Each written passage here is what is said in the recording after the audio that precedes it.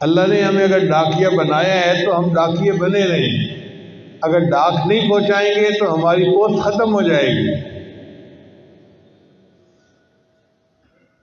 نبی علیہ السلام ایک بات فرما دیں تو ان کے سچ ہونے کے لیے اتنا ہی کافی ہے،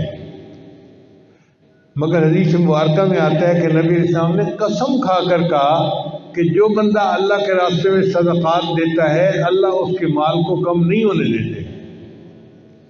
اب اگر نبی علیہ السلام قسم کھا کے کہہ رہے ہیں کہ جو بندہ صدقات دیتا ہے اس کا مال کم نہیں ہوتا، مال زیادہ اللہ کر دیتے ہیں، تو پھر ہمیں گھبراہٹ کس چیز کی ہے؟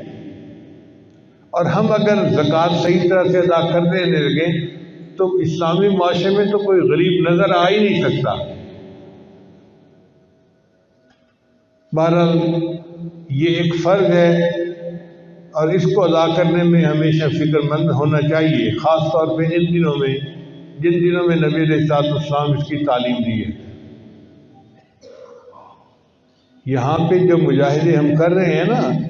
آخرت میں اس کا اجر ملے گا ہمیں، یہ بے فائدہ نہیں جائیں گے۔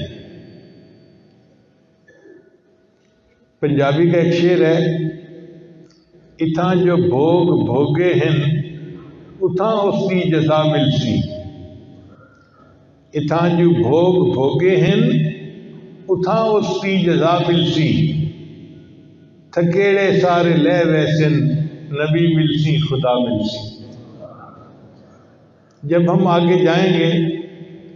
اور وہاں پر ہمیں نبی علیہ السلام کی شفاعت مل جائے گی اور اللہ کی رضا مل جائے گی تو دنیا کے سب مجاہدے، سب تھکاوٹیں ہماری ختم ہو جائیں گی اور پھر ہم خوش ہوں گے کہ ہم نے اچھی زندگی گزاری اور اللہ کے حضور پیش ہو گئے۔